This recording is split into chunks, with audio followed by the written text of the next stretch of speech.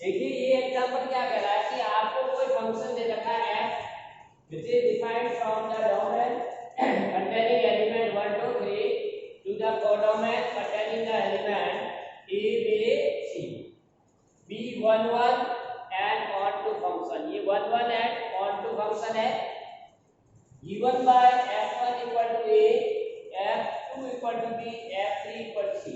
यानी हर एक इस एलिमेंट की अपनी एक इमेज है। Mean each element of the domain have their unique image. So unique image है, दैट्स व्हाई इट इज 1 1। और दूसरा हम कोडोमेन का एलिमेंट देखें, जैसे a की प्री इमेज हो गई 1, b की हो गई 2, c की हो गई 3। इसका मतलब ये ऑन टू की फंक्शन है। So the given function is a 1 1 and onto. अगर ये फंक्शन 1 1 एंड ऑन टू है तो क्वेश्चन हमारा क्या कह रहा है कि आपको ये प्रूव करना है कि ये कोई दूसरा फंक्शन g है, so that there exist a function g। वो g कहां से डिफाइंड है? जो इसका कोडोमेन है वो डोमेन का लिया और जो डोमेन है वो codomain. So g defined from set a b c to 1 to 3 such that g of f, अगर कंपोजिशन फंक्शन करेंगे g का f के साथ तो आइडेंटिटी फंक्शन आएगा, f और g का करेंगे तो भी आइडेंटिटी फंक्शन आएगा। ये आपको प्रूव करना है। क्लियर? अब ये इतना इंपॉर्टेंट क्वेश्चन है, जैसे कि आप लोगों ने पहले जो एग्जांपल हमने किए हैं 20 और 21, उसमें भी इस तरह से हमने किया था, कंपोजिशन निकाला था कि g of f 1 1 है तो उसमें से कोई एक एसएससी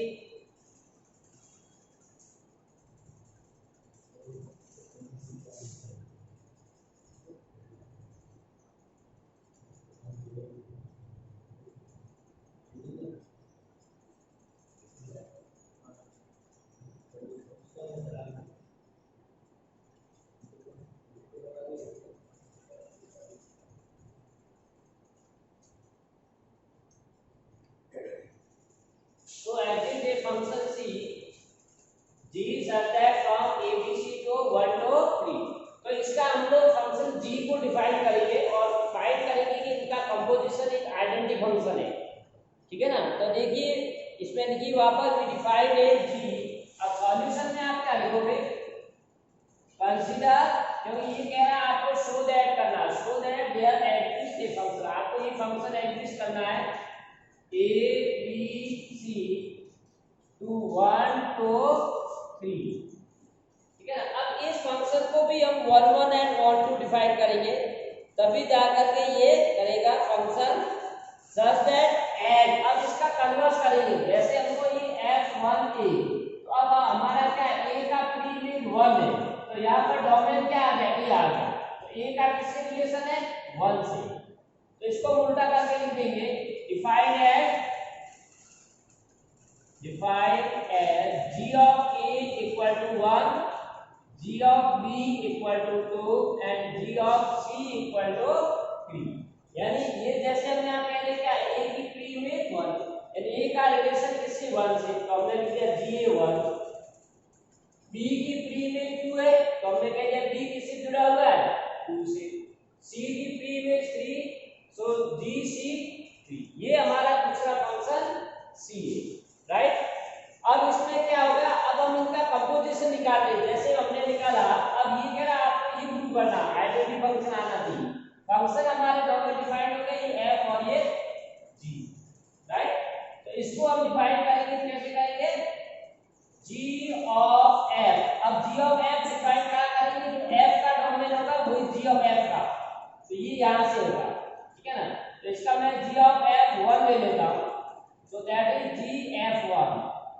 अब f1 की वैल्यू क्या है? a।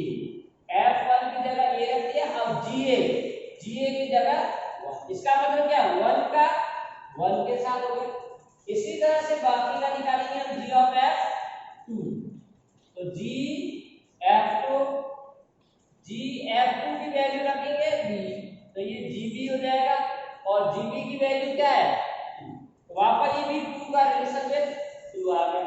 इसी तरह से g of f3, तो g f3, अब f3 की वैल्यू क्या है? c, और gc की वैल्यू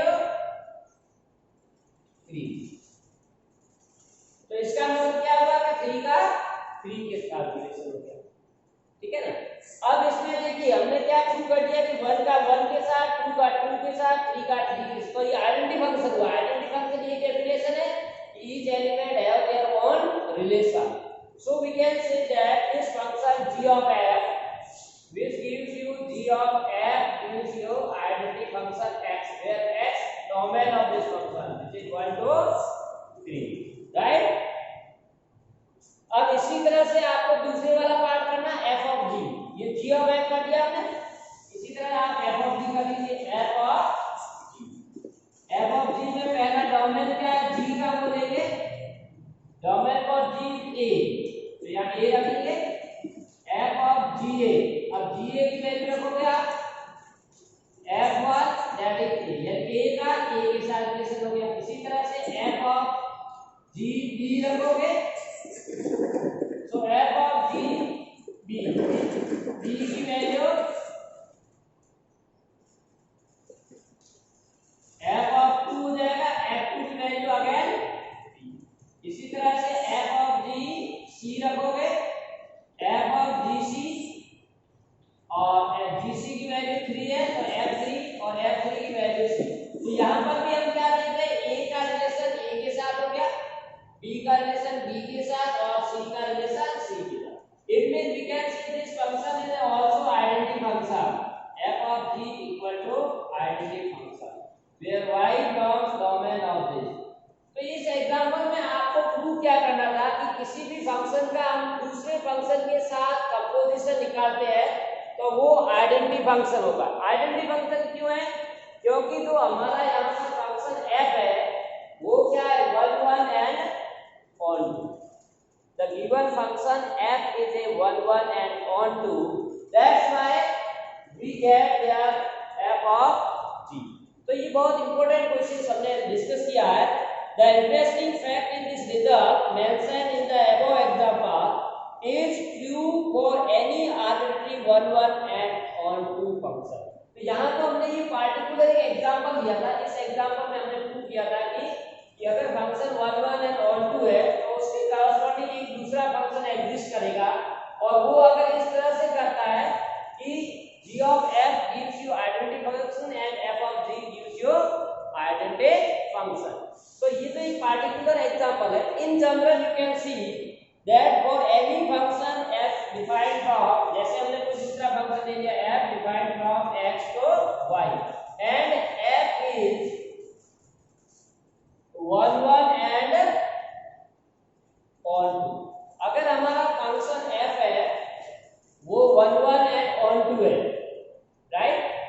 अगर 1 1 and on 2 है तो हमको देखना है कि इसके corresponding there exist a function g, ठीक है। Even the converse of this is true that an arbitrary function 1 1 and on 2, then we have a function g, there exists a function g which is defined from y to x such that f of g and g of f gives you identity function। ये आपको बेटा result याद रखना है, बहुत ही important. आगे हम इसके एग्जांपल सॉल्व करेंगे। कुल मिलाकर अगर आपको देखना चाहे इसका मीनिंग क्या है कि अगर कोई भी फंक्शन आपको 1 1 and on 2 दे रखा है और उसका किसी दूसरे फंक्शन के साथ कंपोजिशन आइडेंटिटी फंक्शन आता है तो g है वो f का इनवर्स है। कुल मिलाकर हम ये कहना चाहते हैं then f must be 1 1 and on 2। Clear? So question says the given function fact is true that if we have function 1 and on 2 then there exists a function g। यानी कोई भी फंक्शन अगर हमारे पास है वो 1 1 and on 2 है तो उसके करस्पॉन्डिंग एक दूसरा फंक्शन भी होगा, कोई भी g। वो g इस तरह से होगा कि उसका कंपोजिशन दोनों वाला composition g with f and f with g, that will give you the identity function। अब कह रहा है इसका कन्वर्स भी ट्रू है। कन्वर्स का मतलब if we are given a function f x and y and there exists a function g such that y to x and we have satisfied this condition, means their composition is a identity function। अगर उनका composition है वो identity function है then f is one one and onto. बहुत easy condition है, आपको दो बातें मैं कह रहा हूं ध्यान से सुनना। पहला कि कोई भी फंक्शन अगर one one and onto है, ये जरूरी है, this is necessary and sufficient condition that function should be one one and onto. अगर function one one and onto है तो उसके करस्पॉन्डिंग एक दूसरा फंक्शन होगा g, जो डिफाइन कहां करेगा, इसके डोमेन से कोडोमेन, उल्टा करेगा। तो डोमेन है कोडोमेन है, कोडोमेन है डोमेन में इंटरचेंज है। तो जो g फंक्शन डिफाइन करेगा तो उसका कंपोजिशन विद f और f का with g will gives you identity function. ये पहला। अब कन्वर्स क्या कह रहा है कि अगर दो फंक्शन है, दो में से अगर उनकी कंपोजिशन आइडेंटिटी फंक्शन है g of f and f of g identity, तो जो पहले वाला फंक्शन है वो one one and onto, right. तो ये डेफिनेशन आप 9 लिख लो, definition 9 of function f. Write down the definition for the function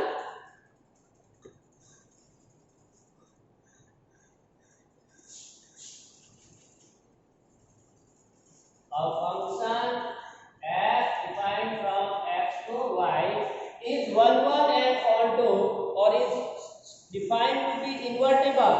अब ये नया वर्ड दे दिया यहाँ पर, is to be is defined to be invertible. ये फंक्शन इन्वर्टेबल होगा। अब ये यहाँ नया आइटम मैं समझाता हूँ मीनिंग क्या है। Invertible function if there exist a function g, if there exist a function g defined from y to x, yes, the function such that g of f equal to such that ये वाला condition आ जाएगा, such that g of f equal to ix and f of g equal to iy। ठीक है, अगर ये condition satisfied हो रहा है then g is called the inverse of f। The function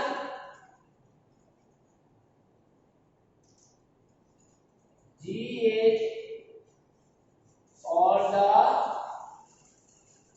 inverse of f, that is f inverse equal to g। ये बहुत important चीज है, हम लोग डिस्कस कर रहे हैं कि किसी भी फंक्शन का आपको इनवर्स कब एग्जिस्ट करेगा। When we can say inverse of a function is exist, जैसे हमने पहले नंबर का इनवर्स लिया था, जैसे 2 का इनवर्स हम 1/2 लिखते थे या इनवर्स किसी भी चीज का लिखते हैं, तो उसी तरह से फंक्शन का भी इनवर्स होगा, क्योंकि फंक्शन है तो उसका इनवर्स भी होगा। लेकिन वो कब होगा, उसकी कंडीशन क्या है कि जो गिवन फंक्शन है वो, अब हमने अभी कहा था कि g of f और f of g कब एग्जिस्ट करेगा, जब f is one one and onto. तो यहाँ दो बातें वापस आपको इंपॉर्टेंट याद रखनी है। पहली बात है सिंपल सी कि किसी भी फंक्शन का अगर इनवर्स एग्जिस्ट करेगा तो वो function one one and onto होना चाहिए। तो फंक्शन का इनवर्स एग्जिस्ट करने के लिए सफिशिएंट एंड नेसेसरी कंडीशन क्या है, the function should be one one and onto. पहली बात ये हो गया। अब दूसरी बात क्या है, अगर अपन one one and onto नहीं करते हैं तो हम लोग ये कंडीशन सेटिस्फाइड कर लेंगे, क्योंकि ये कंडीशन कब होगी, जब फंक्शन वन वन एंड। तो अगर फंक्शन का कंपोजिशन किसी दूसरे फंक्शन के साथ आइडेंटिटी फंक्शन लेता है, then also its inverse will exist, right। तो अब दूसरी बात क्या कहना चाह रहे हैं कि किसी भी फंक्शन का इनवर्स कब एग्जिस्ट करेगा, जब उसका कंपोजिशन जैसे g of f equal to identity function and f of g equal to identity function. अगर आइडेंटिटी फंक्शन होगा तो उसका इनवर्स एग्जिस्ट करेगा। तो समझ में आ गया, दो बातें बहुत इंपॉर्टेंट है कि फंक्शन इन्वर्टेबल कब कहलाएगा, या तो हम उसको कहें कि given function is a one one and onto, और अगर one one and onto नहीं कहना चाहे तो हम कहेंगे कि गिवन फंक्शन इस तरह से है कि उसके करस्पॉन्डिंग एक दूसरा फंक्शन एग्जिस्ट करेगा g। वो डिफाइन कहां से करेगा, y to x such that g of f equal to ix identity function and f of g i bar identity, दोनों कंपोजिशन है वो आइडेंटिटी फंक्शन है, तो फंक्शन का इनवर्स एग्जिस्ट करेगा, राइट। तो ये दो बातें, दोनों में से कोई भी आपको एक बार हमेशा प्रूव करनी कि फंक्शन का इनवर्स एग्जिस्ट, यानी बिना फंक्शन का इनवर्स निकाले, without finding the inverse of a function we can check either its inverse will exist और नॉट, राइट। तो इनवर्स एग्जिस्ट करने के लिए आपको क्या देखना है, पहली चीज या तो आप देखिए कि गिवन फंक्शन 1 1 एंड 1 2 है तो इनवर्स करेगा, और अगर आप ये नहीं कर सकते तो आपको चेक करना है कोई दूसरा फंक्शन ही डिफाइन करना है g, और उसके साथ में ये कंडीशन सेटिस्फाइड होनी चाहिए, g of f equal to ix and f of g equal to i। अगर ये ट्रू है तो हमारा कंडीशन सही, right. So this is the definition regarding the invertible function. तो क्वेश्चन क्या कह रहा है कि आपको एक फंक्शन f दे रखा है जो defined n to y, n क्या हमारा natural number, to y we have function defined as fx equal to 4x plus 3 where y belongs to natural, ये भी नेचुरल नंबर है और y की वैल्यू क्या है 4x plus 3 for some x belongs to n natural so that f is a invertible। अभी हमने कहा था कि किसी भी फंक्शन का इन्वर्टिबल कब कहलाएंगे, जब वो फंक्शन 1 1 एंड ऑन टू है, या आपको उसका कंपोजिशन निकालना, आइडेंटिटी फंक्शन आना चाहिए। तो हम इसको 1 1 एंड ऑन टू करेंगे, लेकिन 1 1 और ऑन टू करने से पहले आपको लैंग्वेज लिखनी पड़ेगी। सॉल्यूशन में लिखिए कंसीडर एन आर्बिट्रेरी, ये जैसे y दे रखा है तो हमको y वापस डिफाइन करना है, arbitrary element y, element small y of set y, capital means set y by the definition of y, जैसे दे रखा है हमको by the definition of y, y की डेफिनेशन ये हमको दे रखी है, वही हम लोग यूज करेंगे। क्या दे रखी है, y small equal to 4x plus 3 by the given definition for some x in domain और some x belongs to n in the domain, ये हमको दे रखा, मैंने वही लाइन वापस लिखी है, आपको ज्यादा घबराना नहीं है, इसी लाइन लिखनी है, राइट। डोमेन y दिस, तो अब यहां से हमने क्या लिख दिया y इक्वल टू, अब जब आप लोग 1 1 और 2 करते तो क्या करते, x की वैल्यू निकालते, तो हम x की वैल्यू क्यों निकाले, क्योंकि हमको दूसरा फंक्शन डिफाइन करना है। तो यहां से y - 3 इक्वल टू 4x आ जाएगा और x equal to y - 3 by 4, यानी ये हमको दूसरा फंक्शन ऑन टू भी निकालना है, तब हम लोग पहले x निकाल देते हैं, बाकी पहले आप 1 1 भी कर सकते हैं। This shows that define, so we define a function, दूसरा फंक्शन हमको डिफाइन करना है g, such that अब g कहां से करेगा, को डोमेन से डोमेन, इसके उल्टा करेगा, so we can g define y to n by, अब हमारा फंक्शन क्या है by, अब ये जो x है ये नया फंक्शन आया आपका, तो हम इसको कहेंगे x इक्वल टू या g of x, राइट।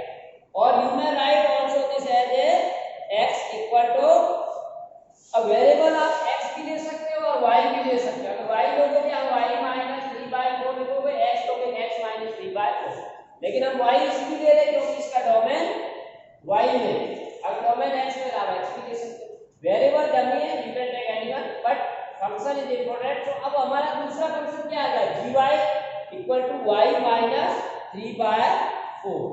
अब देखिए ये हमने जो हमने जनरल डेफिनेशन दी थी कि कोई भी फंक्शन का इनवर्स कब होगा, जब उनका कंपोजिशन फंक्शन है वो आइडेंटिटी फंक्शन, तो अब हमने फंक्शन g डिफाइन कर दिया और f दे रखा है, तो अब इन दोनों का हम लोग कंपोजिशन निकालेंगे, ठीक है ना। तो कंपोजिशन आपका आइडेंटिटी फंक्शन होगा, ठीक है। मैं वही 5 लिख लूं, 5 तो इसका कंपोजिशन हम पहले निकाल लेते हैं, g of f and f of g, right. तो पहले g ऑफ fx, तो हम लोग कंपोजिशन कैसे निकालते हैं, fx। अब g fx की वैल्यू रख दीजिए, fx हमारा क्या दे रखा है 4x + 3, ये 4x + 3।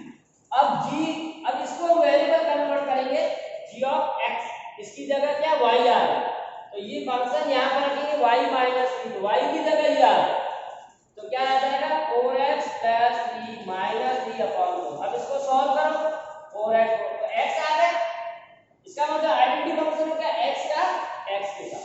So what we give g of f = identity function x। Similarly we get f of g। अब f ऑफ g यहां पर आपको y लेना है, क्योंकि हमारा डोमेन है g का, वो y में, तो y ले लीजिए। तो f ऑफ gy = f। अब gy की वैल्यू देखिए क्या है, तो यहां पर gy की वैल्यू में लिख दूंगा y - 3/4। अब ये f ऑफ x की जगह पूरा आ गया, ठीक है ना, x की जगह ये आ गया। इस फंक्शन में जो हमारा fx है, ठीक है ना, ये fx = 4x + 3, इसमें x की जगह हम क्या पुट कर देंगे पूरा, तो क्या आएगा 4 × x यानी y - 3/4 + 2। तो इसको सॉल्व करोगे आप, 4 से 4 कैंसिल हो जाएगा, y - 3 + 3 यानी y आ गया, ये भी आइडेंटिटी फंक्शन आ जाएगा। So what we get, f of g is also identity function. तो हमने प्रूव कर दिया कि g of f identity function and f of g also identity function. So in this way we can say, which implies that f is invertible, ठीक है ना, तो which implies that f is invertible function, means is inverse exists, f is a invertible function। अब inverse function क्या होगा, g इसका inverse है and f inverse = g। अब हमारा g क्या है, तो f का इनवर्स क्या आ गया, y - 3/4। So in this way one can find the inverse of the function.